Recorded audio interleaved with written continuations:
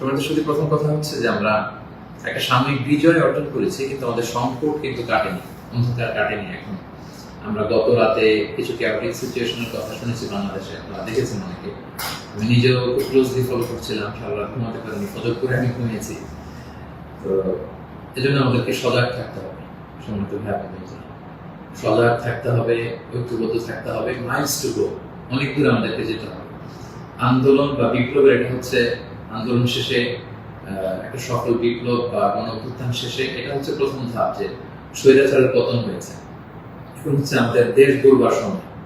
এই সময় আমাদেরকে অত্যন্ত ধৈর্যশীলতার পরিচয় দিতে হবে, দায়িত্বশীলতার পরিচয় দিতে হবে। বিজয়ীরা দায়িত্বশীল হয়, আর যদি দায়িত্বশীল অ্যাটিটিউড আমরা দেখাতে পারি তবে এই বিজয় কিন্তু আমাদের টেকসই হবে। সো অনেক ধরনের ষড়যন্ত্র আশেপাশে ঘুরপাক খাচ্ছে, দেশি বিদেশি। আমাদেরকে সজাগ থাকতে হবে, সচেতন থাকতে হবে। বিজয় উল্লাসে মেতে আমরা যেন আবার কোনো ভুল করে না বসি, বিপ্লবের পরে কোনো প্রতি বিপ্লবকে যেন আমরা স্থান না দিই। এই হচ্ছে প্রথম রিমাইন্ডার আপনাদের প্রতি। 2 নম্বর যে কথাটা বলবো, আমাদের বাংলাদেশে আমরা মুসলিমরা ছাড়াও আমাদের হিন্দু ভাই বোনরা আমাদের সাথে, আমরা একসাথে মিলেমিশে একাকার একসাথে আমরা থাকি। আমাদের খ্রিস্টান ভাই বোনেরা আছেন, বৌদ্ধ ভাই বোনেরা আছেন। সো সংখ্যালঘুদের কোনো উপাসনালয়ে যেন কেউ আক্রমণ করতে না পারে, এটা খেয়াল করতে হবে। কিছু কিছু ঘটনা আমরা শুনেছি যে বিভিন্ন জায়গায় হিন্দুদের মন্দিরে আক্রমণ করা হচ্ছে, অগ্নিসংযোগ করা হচ্ছে। সো এটা কিন্তু অনেক বড় ধরনের একটা ষড়যন্ত্র। আমরা বছর 2 আগেও আমার মনে আছে যে কুমিল্লাতে নানুয়া দিঘির পাড়ে হনুমানের পায়ের উপরে কোরআন রেখে কি তুলকালাম কাণ্ড হয়ে গেল। সো যারা ক্ষমতা ছেড়ে পালিয়েছে তারাই দেখা যাবে যে ভাড়াটে করা লোকজন দিয়ে সেখানে আগুন দিয়ে আল্লাহু আকবার স্লোগান দিবে, নারায়ে তাকবীর, আল্লাহু আকবার স্লোগান দিয়ে বোঝাতে চাইবে যে ইসলামপন্থীদের কাজ এটা, মাদ্রাসার ছাত্রদের কাজ এটা। সো এত কাঁচা কাজ যেন আমরা না করি, আমরা যেন তাদের এই ফাঁদে পা না দিই, আমরা যেন সচেতন থাকি। বিশেষ করে মাদ্রাসার ছাত্র ভাইদেরকে, আমরা কলিজা টুকরা মাদ্রাসা, আলিয়া মাদ্রাসা, কৌমি মাদ্রাসার ছাত্র ভাইদেরকে আমি বলবো, আপনারা আপনাদের নিজ নিজ থানা, গ্রামের, এলাকা হিন্দু মন্দিরগুলো নিজ দায়িত্বে পাহারা দেন। প্যাট্রোলিং করবেন ভাগ করে করে, সকালে বিকালে কারা দায়িত্ব পালন করবেন। মাদ্রাসার শিক্ষক যারা আছেন তারা এটা দেখভাল করেন। সামনের 1-2 দিন খুবই গুরুত্বপূর্ণ। আমরা চাই না যে আমাদের বিজয়টা এভাবে নষ্ট হয়ে যায়। এই জাতীয় ষড়যন্ত্র যারা করছে তাদের ষড়যন্ত্রকে আপনারা নস্যাৎ করবেন, সংঘবদ্ধ পাবেন। সো এটা আমাদেরকে খেয়াল রাখতে হবে। কিছু অগ্নিকাণ্ড বা বিচ্ছিন্ন ঘটনা যদি ঘটে, দেখা যাবে যে যারা এই বিজয়ে খুশি না তারা এটাকে ইন্টারন্যাশনালি তারা এটা প্রোপাগেট করবে। তারা বলবে যে Bangladesh is on terrorist attack, জঙ্গি অ্যাটাকে কবলে পড়েছে বাংলাদেশ, ব্লা ব্লা, অনেক ন্যারেটিভ তারা দাঁড় করাবে এবং এটা করতে তারা বড় করবে। সো আমরা এত সহজে এই বিজয়কে নষ্ট হতে দিব না। আমার 2 নম্বর রিমাইন্ডার হচ্ছে আমার প্রিয় বিপ্লবী ভাই এবং বোনদের প্রতি, বিশেষ করে মাদ্রাসার ছাত্র ভাইদের প্রতি, আপনারা খেয়াল করে সংখ্যালঘুদের কোনো স্থাপনাতে, উপাসনালয়ে যাতে এই জাতীয় ঘটনা না ঘটে ক্লোজ অবজারভেশন করুন, পাহারা দিন, নিরাপত্তা দিন। এটা আমাদের দায়িত্ব। আমরা এবার যদি ভুল করে ফেলি তাহলে বাংলাদেশ ইসলাম অনেক পিছিয়ে যাবে, বাংলাদেশ সমৃদ্ধ বাংলাদেশ গড়বার স্বপ্ন এটা অনেক পিছিয়ে যাবে।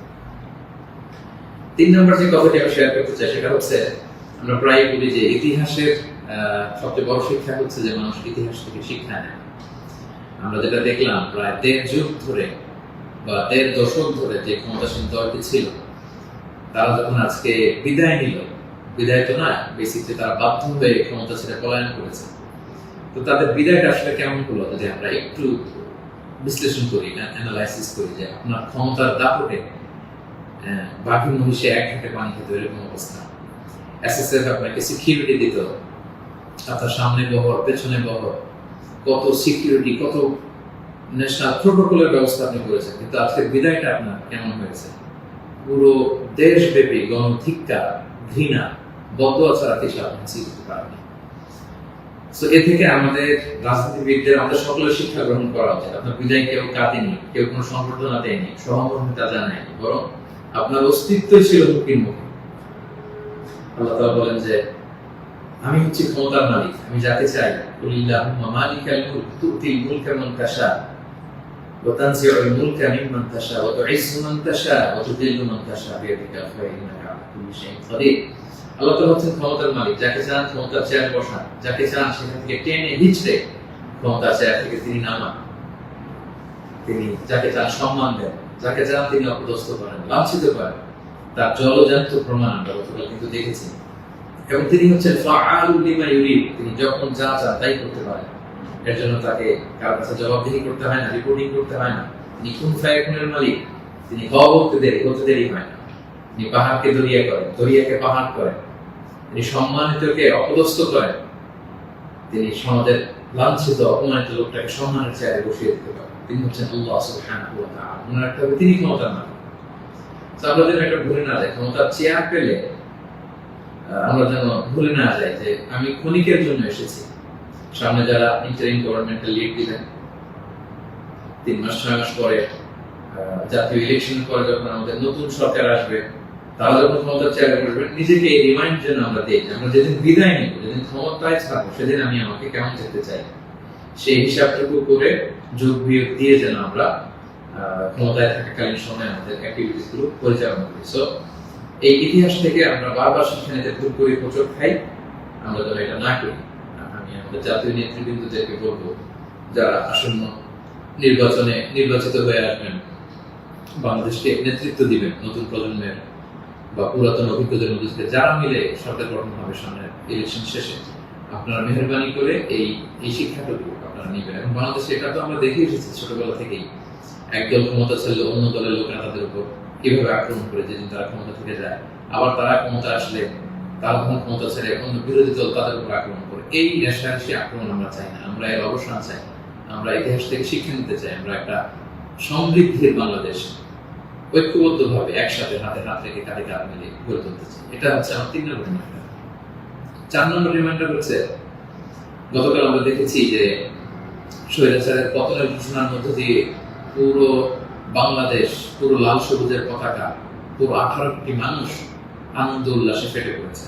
আমরা আল্লাহ শুকরিয়া আদায় করেছি, আমরা হাফ ছেড়ে বেঁচেছি, আমরা স্বস্তির নিঃশ্বাস ফেলেছি, আমরা নতুন করে একটা স্বাধীন বাংলাদেশ পাওয়ার একটা আকাঙ্ক্ষা আমাদের হৃদয়ে জেগেছে। শুধু কিন্তু দুঃখের ব্যাপার হলো, আমরা মাঝে মাঝে আবেগে অথবা লোভে পড়ে অথবা হৃদয়ের জ্ঞান হারিয়ে এমন কিছু করে ফেলি যেটা আমাদের এই বিজয়কে, আমাদের অ্যাচিভমেন্টকে প্রশ্নবিদ্ধ করে, এটা ন্যায্যতাকে প্রশ্নবিদ্ধ করে। গতকাল আমরা দেখেছি যে উল্লাসিত জনতা তারা জাতীয় সংসদ ভবনে ঢুকে পড়েছে, গণভবনে ঢুকে পড়েছে। সেখানে যে লুটপাট, চুরি, যা বলা যায়, এগুলো সব ধরনের কাজগুলো করেছে এবং এগুলো কিন্তু লাইভ ব্রডকাস্ট হয়েছে, বিশ্বব্যাপী ছড়িয়েছে। আপনারা আসলে কি মেসেজ দিলেন? আমাদের দেশের ছাত্র জনতা তারা কি লুটপাট করে?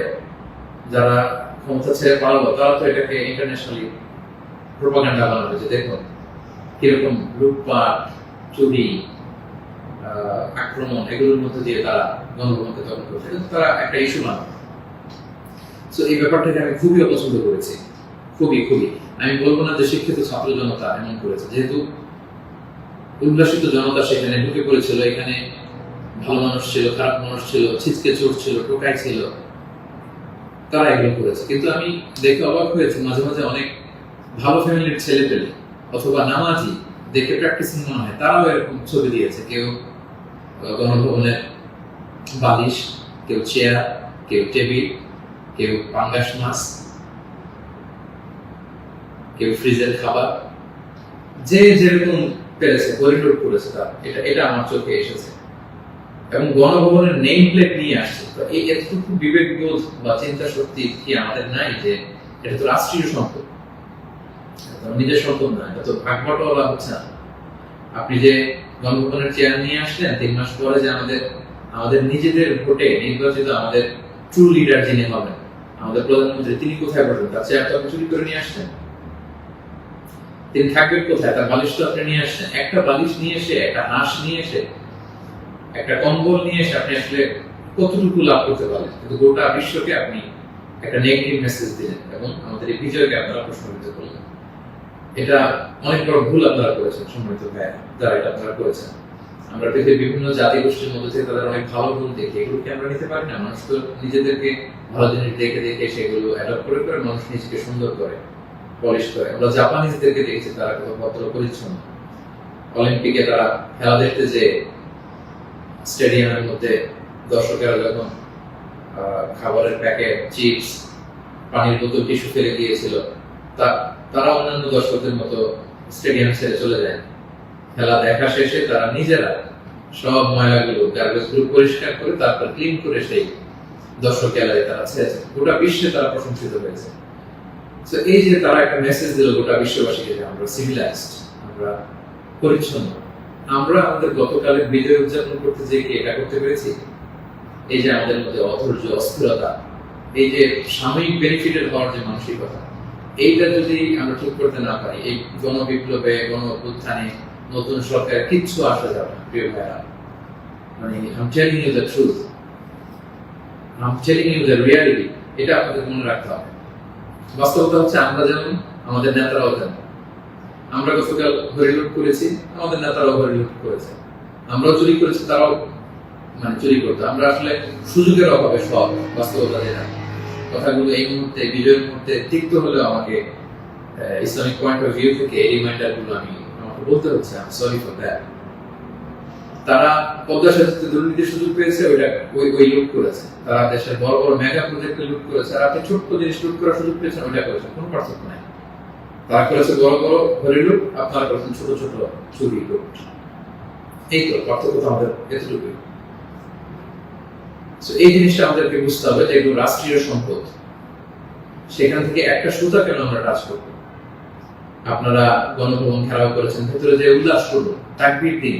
এমন দেশকে কোথাও খুঁজে পাবেন না তুমি, সকল দেশের রানী সেজে আমার জন্মভূমি, গলা ছেড়ে দিয়ে সবাই মিলে কোরআন গান করতে, গোটা বিশ্ব দেখতো আমরা কত সিভিলাইজ, আমরা কত সভ্য। সেটা না করে আপনারা ভাঙচুরের মতো কাজ, লুটপাটের মতো কাজ আমরা করে ফেলছি। আমি বলবো না যে সবাই বুঝে করেছেন, অনেকে রাগ থেকে, ক্ষোভ থেকে, ঘৃণা থেকে এটা করেছেন, কিন্তু কাজটা ভুল করেছেন। প্রথম যেটা করতে হবে, আপনাদেরকে আল্লাহর কাছে ক্ষমা চাইতে হবে। আল্লাহর কাছে ক্ষমা চান। দ্বিতীয়ত এগুলো ফেরত দিয়ে আসতে হবে প্রিয় ভাই। আমাদের ছাত্র বন্ধুরা এগুলো কালেকশন করছে, এবং ছাত্র ভাইদেরকে আমি বলবো যারা এগুলো আবার রিটার্ন দিতে আসবে তাদেরকে যেন আমরা ব্লেম না করি, পার্সোনাল না করি। তারা তাদের রিয়েলাইজেশন থেকে নিয়ে আসছে, এগুলো তারা রিসিভ করুন। কারণ এগুলো রাষ্ট্রীয় সম্পদ। নতুন গভর্নমেন্ট আসলে আবার নতুন করে রাষ্ট্রীয় অর্থ ব্যয় করে এগুলো আমাদেরকে আবার মেরামত করতে হবে, ঠিক করতে হবে সঙ্গে সঙ্গে। এবং একজন মুমিন এই কাজ কখনো করতে পারে না। একজন বিশ্বাসীর সাথে এই ধরনের মাইন্ডসেট, অ্যাটিটিউড যায় না প্রিয় ভাই বোনেরা। ছোট একটা হাদিস বলে পয়েন্ট আমি শেষ করছি। খাইবারের যুদ্ধ থেকে রাসূল সাল্লাল্লাহু আলাইহি ওয়াসাল্লাম সাহাবাদেরকে নিয়ে ফিরছিলেন বিজয়ী হয়ে। আপনাদের মনে থাকবার কথা, ইহুদিদের বিরুদ্ধে এই যুদ্ধ হয়েছিল, সপ্তম হিজরির ঘটনা। ফেরার পথে রাসূল সাল্লাল্লাহু আলাইহি ওয়াসাল্লাম একজন খাদেম, রাসূল সাল্লাল্লাহু আলাইহি ওয়াসাল্লাম উটের হাওদাস ঠিক করছিল, এমন সময় একটা বিক্ষিপ্ত তীর এসে তার গায়ে লেগে সে সেখানে মারা যায়। সাহাবারা তার জন্য দোয়া করলো। তারা বললো কি খুশ নসিব তার, যুদ্ধ থেকে ফিরে আসার পথে এই মুজাহিদ শহীদ হয়েছে, জান্নাতের নীল পাখি হয়ে সে ঘুরবে। রাসূল সাল্লাল্লাহু আলাইহি ওয়াসাল্লাম বললেন, না, তোমরা এই মন্তব্য করো না, তোমরা জানো না আমার এই লাশ সে সুযোগ পেয়ে রাষ্ট্রীয় সম্পদের অর্থাৎ গনিমতের যেটা পেয়েছিল ভাগ বটোয়ারার আগে সে লোকচক্ষুর আড়ালে একটি চাদর চুরি করেছিল, এবং এই জাহান্নামের এই চাদর তার গা পেঁচিয়ে তার শরীরকে জ্বালিয়ে ফেলবে, তাকে দগ্ধ করবে। আল্লাহু আকবার। অনেক লম্বা কথা, আমি সংক্ষেপে শেষ করে দিচ্ছি। সময়টা যদি আপনি খেয়াল করে দেখুন, একজন সাহাবী, বিশ্বনবীর সার্ভেন্ট, সে রাষ্ট্রীয় এই সামান্য একটা চাদর চুরি করার কারণে রাসূল সাল্লাল্লাহু আলাইহি ওয়াসাল্লাম বললেন শাহাদাত তো দূরের কথা, এই চাদর তাকে অগ্নিদগ্ধ করবে। তো আপনার কি ভয় পায় না? আপনি যে গণভবন থেকে বালিশ নিয়ে আসলেন, চাদর নিয়ে আসলেন, ওখানকার টিভি নিয়ে আসলেন, ওখানকার জিনিসপত্র যে আপনি কাঁধে করে নিয়ে আসলেন, ফুলের টব এটা সেটা ভেঙে যে নিয়ে আসলেন, এগুলো যে আগুনের লেলিহান শিখা হয়ে আপনাকে জ্বালাবে, আপনার কি ভয় হয় না? এই মাইন্ডসেটের যদি আমরা থাকি, কোনো ভালো নেতাই আমাদের কিছু করতে পারবে না। 18 কোটি জনগণের এই হাইলি পপুলেটেড দেশে কেউ এসে কিছু করে দিয়ে যেতে পারবে না যদি আমরা নিজেরা না শুধরাই। আমরা এটা ভুল করেছি, আমরা অনুতপ্ত হব, অনুশোচিত হব। যারা আমার আলোচনা শুনেন, আমাকে পছন্দ করেন, আমি হাত জোর করে অনুরোধ করব প্রত্যেকটা জিনিস আপনারা ফেরত দিয়ে আসবেন। এগুলো রাষ্ট্রীয় সম্পদ, কোন রাষ্ট্রীয় সম্পদকে তো সুযোগ করার অধিকার আল্লাহ আমাদেরকে দেন। আল্লাহ আমাদেরকে বোঝাতে হবে। 5 নম্বর যে পয়েন্টটি বলবো সম্মানিত ভাই বোনেরা, গত রাত থেকে এখন পর্যন্ত আমি শুনেছি যে কাইন্ড অফ সিভিল ওয়ারের মতো একটা অবস্থা, গৃহযুদ্ধের মতো অবস্থা, থানা জ্বালিয়ে দেওয়া, ভিন্ন রাজনৈতিক মতাবলম্বী যারা তাদেরকে সুযোগ পেয়ে আক্রমণ করা, হতাহতের ঘটনা কিন্তু ঘটেছে। এইরকম চালিয়ে গেলে আমাদের বিজয় কিন্তু যে কোনো মুহূর্তে নস্বাত হয়ে যেতে পারে। এবং আমি সেনাবাহিনীকে বলবো অস্থায়ীভাবে সামনে 2-1 দিনের জন্য আপনারা আর্মি ডেপ্লয় করুন সব জায়গায়, প্রতিটি থানায়, প্রতিটি ইউনিয়নে, প্রতিটি জেলায়, just to confirm and ensure the security. Interior government যখন আসবে তখন তাদের দিক নির্দেশনা অনুযায়ী তাদের লিডারশিপে আপনারা সহযোগিতা করবেন, কাজ করবেন। কিন্তু এই হানাহানি, মারামারি, রক্তপাত থামানোর জন্য, সংঘাত থামানোর জন্য আমার মনে হয় আমাদের প্রাণের ব্যাটালিয়ন সেনাবাহিনীকে আমি এই অনুরোধ করবো যে জরুরি ভিত্তিতে দেশের এই সমস্ত জায়গায়, থানাগুলোতে, মন্দিরগুলোতে যেখানে সংঘাত হওয়ার সুযোগ আছে সেখানে আর্মি যেন ডেপ্লয় করা হয়। তা না হলে যে পরিমাণে হতাহতের ঘটনা ঘটেছে এটা যদি আর 1-2 দিন চলতে থাকে এরকম, এবং সুযোগ পেয়ে একে আক্রমণ করা, ওকে আক্রমণ করা, ঝাল ক্ষোভ মেটানো, বা ভিন্ন রাজনীতিতে হওয়ার কারণে এতদিন তারা জুলুম করেছে, আজকে তার বাড়ি জ্বালিয়ে দিব, তার ছেলে মেয়েদের অত্যাচার করবো, তার উপর আক্রমণ করবো, এটা যদি আমরা করি তাহলে আমরা ভুল করে ফেলবো। আমি আগেই বলেছি যে বিজয়ীরা দায়িত্বশীল হয়, দায়িত্বশীলতার পরিচয় দিতে হবে, তাহলে এই বিজয়টা টেকসই হবে। তা না হলে এভাবে লুটপাট শুরু হলে বলবে যে এই স্বৈরাচারী সরকার এত দেশে ভালো ছিল, এখন তো দেখে দেশের অবস্থা আরো খারাপ। এরকম কোনো কমেন্ট যদি কেউ করার সুযোগ না পায়, কেউ যেন এই চান্স নিতে না পারে, একটা গৃহযুদ্ধের দিকে যেন আমরা চলে না যাই। আল্লাহ তাআলা আমাদের দেশকে হেফাজত করুক। এবং যারা বড় বড় অপরাধী ছিল, ক্রাইম করেছে, অবশ্যই তাদেরকে আইনের হাতে তুলে দিন, তাদেরকে ধরে রাখুন, বেঁধে রাখুন, পুলিশের হাতে দিন, সেনাবাহিনীর হাতে দিন, সংঘবদ্ধভাবে তাদেরকে আটকে রাখুন, তাদেরকে দেশ ছাড়তে, দেশ থেকে পালাতে আপনারা বাধা দিন। এই কাজটুকু করবেন। এটা ছিল 5 নম্বর রিমাইন্ডার। 6 নম্বর রিমাইন্ডার, খুব রিসেন্টলি হোপফুলি আজকে ইন্টারিম গভর্নমেন্টের রূপরেখা যারা থাকবেন সেটা বলা হবে। খুবই গুরুত্বপূর্ণ, আমি লাইভও দেরি করতে চাচ্ছি না, আমি উৎসুক হয়ে আছি এই নিউজ শুনবার জন্য। কিন্তু বর্তমানে যেহেতু সেনাবাহিনী সবকিছু নেগোসিয়েট করছে এবং আমাদের বৈষম্য বিরোধী ছাত্র আন্দোলনের ভাইদেরকে, সেনাবাহিনীর দায়িত্বশীলদেরকে আমি বলবো যে এখনো কিন্তু সন্ত্রাসী গোষ্ঠী বা অপশক্তি দেশের বিভিন্ন জায়গায় আছে। বিশেষ করে আমরা বিভিন্ন সময় দেখেছি যে ছাত্রদের হাতে আমরা রামদা, হকি স্টিক, তারপর অস্ত্র আমরা দেখেছি। বিভিন্ন সময় আমরা ছাত্রলীগের ছাত্রদের হাতে আমি দেখেছি যে তারা সাধারণ ছাত্রদেরকে আক্রমণ করতে, একটা সারাশি অভিযান চালিয়ে গোটা দেশের ছাত্রলীগের যত সন্ত্রাসী আছে তাদের হাত থেকে এই অস্ত্রগুলো সিজ করতে হবে। শুধু ছাত্রলীগই না, এটা উদাহরণ হিসেবে বললাম, যত ছাত্র সংগঠন আছে কারো হাতে যদি কোনো আগ্নেয়াস্ত্র, অস্ত্র এগুলো পাওয়া যায়, খুব জরুরি ভিত্তিতে এগুলো পুরো দেশের সাহসী অভিযান চালিয়ে এগুলো সিজ করতে হবে। কোনো ছাত্রের হাতে, কোনো সিভিলিয়ানের হাতে কোনো গান, কোনো রামদা, এগুলো যেন আমরা কখনো না দেখি। ছাত্ররা রামদা নিয়ে ক্যাম্পাসে তারা দাপট দেখাবে, এই দৃশ্য আমরা যেন বাংলাদেশে না দেখি। এরকম একটি পরিবেশ যেন আমরা তৈরি করতে পারি। আমি সেনাবাহিনীর কাছে অনুরোধ জানাবো, আমি সামনে যে ইন্টারিম গভর্নমেন্ট হবে তাদের কাছে অনুরোধ জানাবো, বৈষম্য বিরোধী ছাত্র আন্দোলনের ভাইদেরকে এই বিষয়ে গুরুত্ব দেওয়ার জন্য অনুরোধ জানাবো। কারণ আমি বিভিন্ন ভাবে আমাদের কিছু সোর্স আছে, আমরা জেলায় জেলায়, থানায় থানায় এরকম হতাহতের ঘটনা শুনেছি।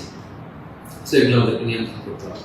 সবশেষে সম্মানিত ভাই বোনেরা, আমি এই কথা বলে শেষ করতে চাই যে আমাদের ধৈর্যের পরিচয় দিতে হবে, আমাদেরকে শান্তি শৃঙ্খলা রক্ষার সর্বোচ্চ চেষ্টা করতে হবে। প্রতিহিংসার রাজনীতি আমরা বাংলাদেশে আর দেখতে চাই না, আমরা হানাহানি, মারামারি এটা দেখতে চাই না। আমরা জাতি, ধর্ম, বর্ণ নির্বিশেষে আমরা যেন সবার প্রতি মানবিক হতে পারি, আমরা সেটা চাই। আমরা চাই মেরিটোক্রেসির ভিত্তিতে আমাদের দেশের যতটি চাকরি দেওয়া হবে, পদায়ন হবে, যারা সচিব হবেন, যারা বিসিএস ক্যাডার হবেন, যারা সরকারি আমলা হবেন, প্রতিটা চাকরি যেন মেধার ভিত্তিতে হবে। Meritocracy should be the national policy of Bangladesh, our new Bangladesh, our new independent Bangladesh. আমি দায়িত্বশীলদের কাছে অনুরোধ করছি, আমাদের ন্যাশনাল কয়েকটা পলিসি থাকা দরকার। সিঙ্গাপুরের 3-4টা জাতীয় পলিসির মধ্যে একটা হচ্ছে মেরিটোক্রেসি। রাষ্ট্রীয়ভাবে যেন ঘোষণা দেওয়া হয় যে মেরিটোক্রেসির ভিত্তিতে আমাদের বাংলাদেশ চলবে। আমাদের বিচার বিভাগ সম্পূর্ণ স্বাধীনভাবে এখানে কেউ হস্তক্ষেপ করতে পারবে না। কোনো চাঁদাবাজি আমাদের বাংলাদেশে চলবে না, কোনো ঘুষ বাংলাদেশে চলবে না। একটা সমৃদ্ধির বাংলাদেশ আমরা যেটা স্বপ্ন দেখি, আমরা যে স্বাধীন বাংলাদেশের স্বপ্ন দেখি, আমরা যেন একসাথে সেটা করতে পারি। Together we rebuild hour nation again ইনশাআল্লাহ। সো সম্মানিত সুধী, আমি এই আহ্বান জানিয়ে শেষ করব, কেউ আইন শৃঙ্খলা অবনতি ঘটাবেন না, সংঘাতে জড়াবেন না, আইন নিজের হাতে তুলে নেবেন না, সংখ্যালঘু ভাইদের দিকে দৃষ্টি রাখুন, কারণ এইটাকে তারা টার্গেট করে একটা প্রতি বিপ্লব, দেশে একটা ক্যাওটিক সিচুয়েশন তৈরি করবে এবং পুলিশ বাহিনী, সেনাবাহিনী, বিমান বাহিনী, র্যাব, আনসার, বিডিআর প্রত্যেকটি বাহিনীকে আমি বলবো যে আপনাদের কাঁধে অনেক বড় দায়িত্ব। দেশের শান্তি, শৃঙ্খলা, সিকিউরিটি, নিরাপত্তা নিশ্চিত করে এগুলো আপনাদের দায়িত্ব। আসুন আমরা সবাই হাতে হাত রেখে কাঁধে কাঁধ মিলিয়ে আমাদের নতুন বাংলাদেশ গড়ে তুলব। এই সামনের এক দুই দিন খুবই ক্রুশাল। আপনারা কেউই অস্থির, অধৈর্য হয়ে রাগে বসে বিভিন্ন থানা জ্বালিয়ে দেওয়া হচ্ছে, আমি শুনছি সাধারণ পুলিশদের উপর আক্রমণ করা হচ্ছে। প্রিয় ভাইয়ের, পুলিশরা খুব অল্প বেতনের চাকরি করে, তারা আমাদেরকে নিরাপত্তা দেয়। তো তারা উপরের অর্ডারে এতদিন এগুলো করেছে, তাই বলে আপনি পুলিশের উপরে আক্রমণ করতে পারেন না। আপনার দলের বিরোধী বলে আপনি তাদেরকে আক্রমণ করতে পারেন না। সুযোগ পেয়ে আপনি এই অন্যায়ভাবে এটার ব্যবহার আপনি করতে পারেন না। আমরা যেন সুশৃঙ্খল থাকি, আমরা যেন দায়িত্বশীলতার পরিস্থিতি, সম্মানিত সুধী, একটা মানবিক বাংলাদেশ, একটা সাম্যে পরিপূর্ণ, একটা সমৃদ্ধ বাংলাদেশ আমরা দেখতে চাই।